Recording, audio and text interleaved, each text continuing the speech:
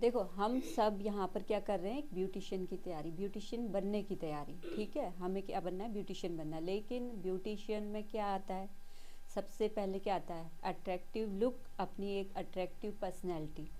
अगर आप ब्यूटिशियन का काम करते हैं, बहुत ज़रूरी हो जाता है कि आपका खुद की पर्सनैलिटी क्या हो, अट्रैक्टिव दिखनी चाहिए, है ना। अपना अपना अट्रैक्टिव लुक दिखना चाहिए। क्यों? क्योंकि सामने वाला आपके पास इसी उम्मीद से आ रहा है कि आप उसको भी और ज़्यादा जितनी वो, क्योंकि हर बंदा अपने आप में सुंदर है, ठीक है।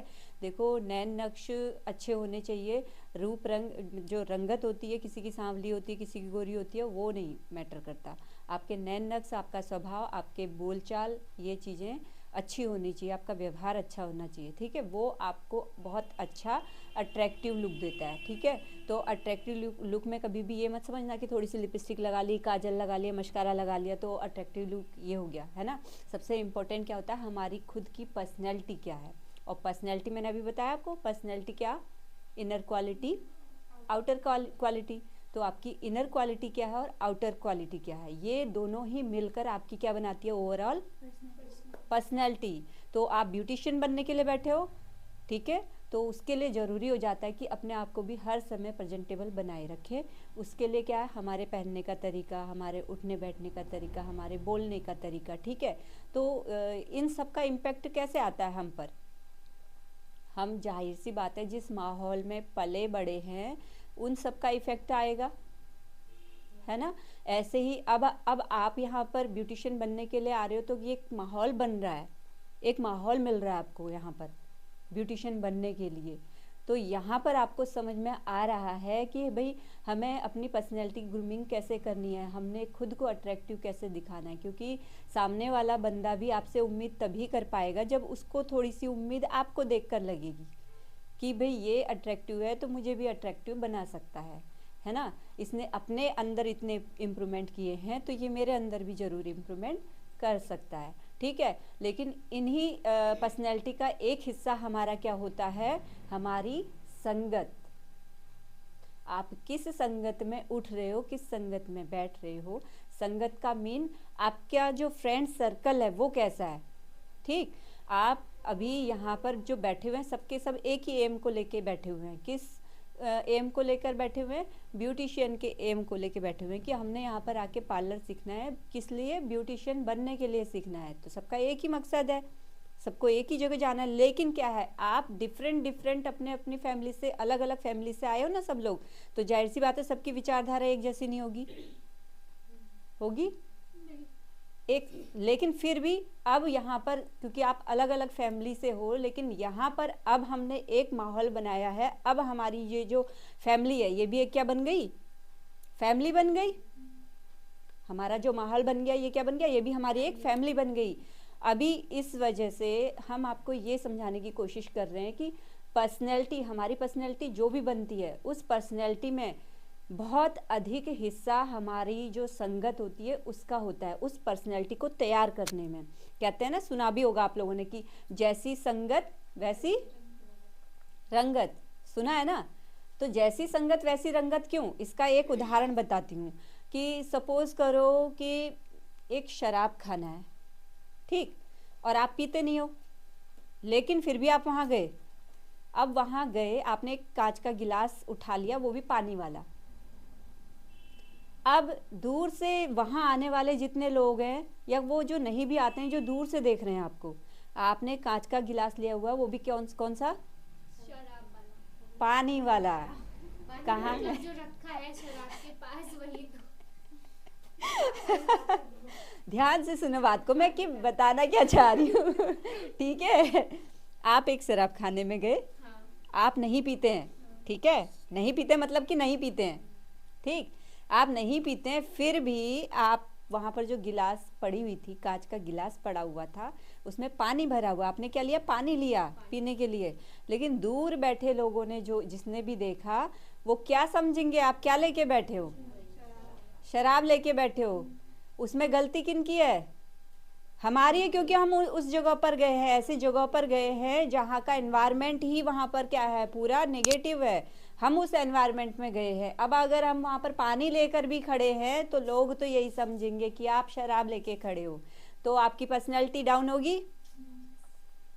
सपोज करो कोई शराबी है, किसी जूस की दुकान पर गया है, अब वो गिलास लेके शराब लेके खड़ा है, गिलास में शराब भरी पड़ी है, खड़ा है, लेकिन देखने वाले क्या कहेंगे, ये किसके पास खड़ा है, जूस वाले के पास, तो वो क्या कहेंगे, जूस पी रहा है। ये किस चीज का असर है, संगत का असर है।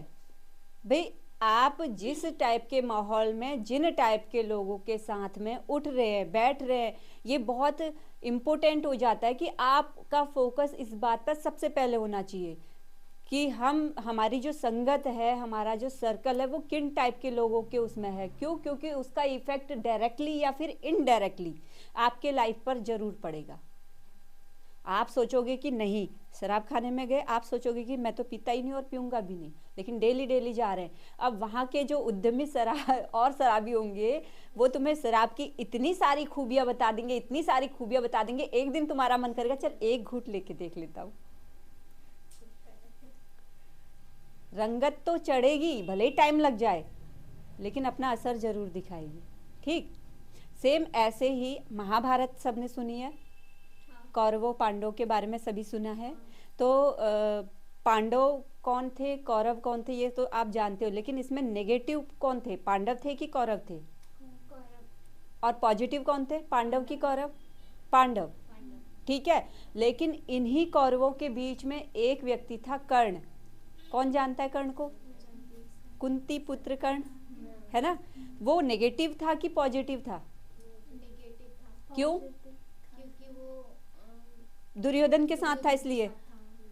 आपने अभी क्या बताया कि कर्ण नेगेटिव था, क्यों? उसका रीजन क्या दिया? क्योंकि वो दुर्योधन के साथ था। क्योंकि हम जानते हैं दुर्योधन अधर्मी था, उसने कई अधर्म किए थे, तो था किसके साथ में? लेकिन दुर्योधन के साथ में। लेकिन क्या अगर आप कर्ण की जीवनी देखेंगे, उस पर एक नजर डालेंगे, क्या वो नेगेटिव था? नहीं, कर्ण पॉजिटिव था। ठीक, पांडव पुत्र ही था वो भी, लेकिन वो बचपन से ही किस संगत में रहा? अधर्मी लोगों के बीच में रहा ना।